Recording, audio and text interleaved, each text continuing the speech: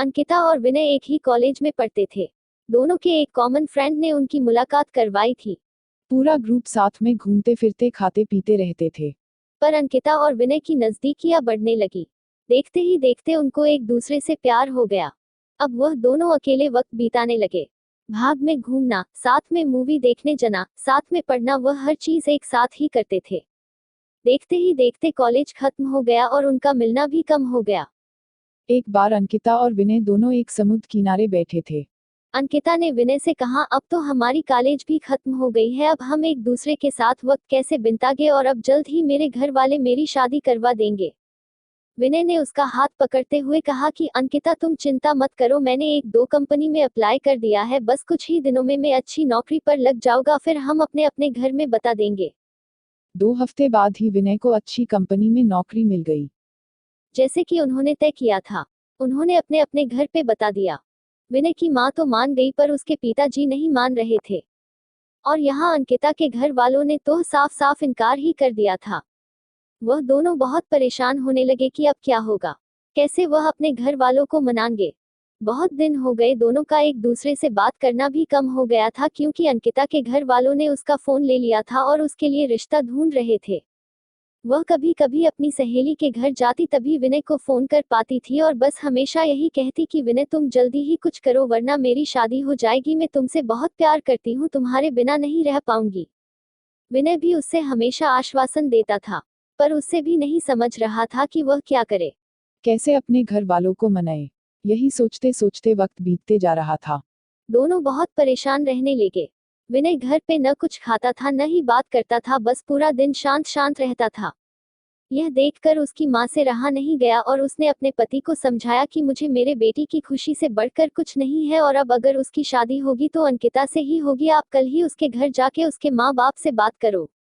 अगले ही दिन विनय के पापा अंकिता के घर गए और अंकिता के माँ बाप से बात की और उन्हें समझाया कि हमारे बच्चों की खुशी में ही हमारी खुशी होगी। मेरा बेटा एक अच्छी कंपनी में काम करता है और उसकी तनख्वाह भी अच्छी है, वह आपकी बेटी को खुश रखेगा। विनय के पिताजी की बात सुनकर अंकिता के माँ बाप मान गए और शादी के लिए राजी हो गए। विनय और अंकिता की शादी धूमधाम से हुई। दोनों बहुत खुश थे। वह अपने हनीमून के लिए शिमला गए। हनीमून से लौटते ही विनय अपने काम पे लग गया। दोनों की जिंदगी हंसी खुशी बीत रही थी।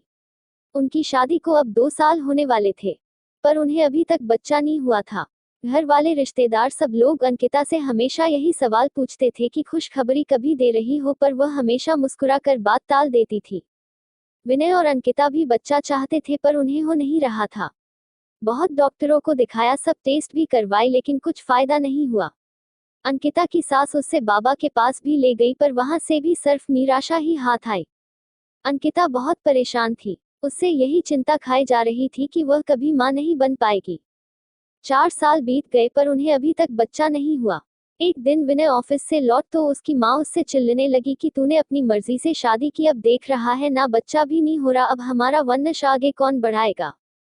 लोगों के ताने सुन सुनकर मेरे कान पक गए हैं, आखिर हमें भी इच्छा होती है कि अपने पोते पोतियों को देखे। यह सब अंकिता सुन रही थी। विनय ने अपनी माँ को समझाया कि जरूरी नहीं कि आपकी बाहों में ही कुछ कमी हो, मुझ में भी तो हो सकती है, आप शांत हो जाइए। जैसे तैसे उसने अपनी माँ को चुप करवाया और अपने रूम में चले गया, जहाँ अंकिता वहाँ बहुत रो रही थी।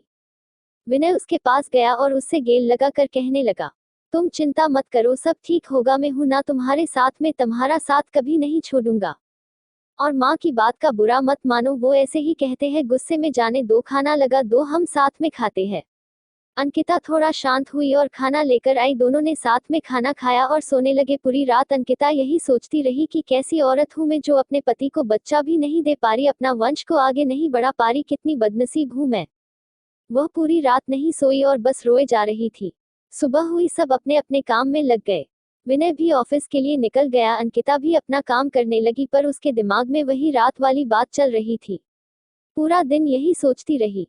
रात को जब विनय घर आया तो अंकिता ने उससे खाना दिया और वह दोनों अपने कमरे में सोने की तैयारी कर रहे थे कि तब अचानक अंकिता ने विनय से कहा कि क्यों ना हम एक बच्चा गोद ले ले, अब हमें तो बच्चा नहीं हो रहा, क्यों ना हम किसी बच्चे को गोद ले और उससे माँ बाप का सुख दे और हमें भी बच्चे का सुख मिल जाएगा।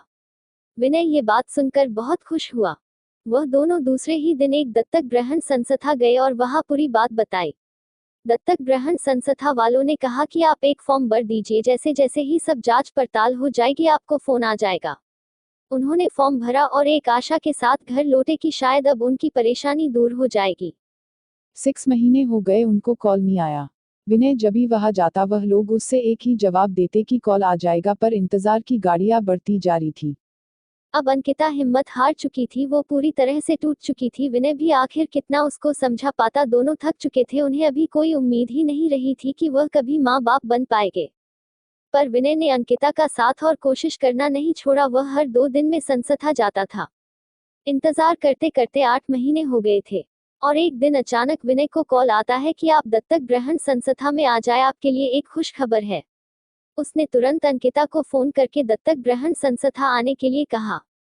दोनों वहां पहुंचे तो उन्हें पता चला कि उनको एक बेटी गोद दी जा रही है, जो कि सिर्फ 5 महीने की है। विनय और अंकिता की खुशी का ठिकाना नहीं रहा। विनय तो खुशी के मारे वही नाचने लगा।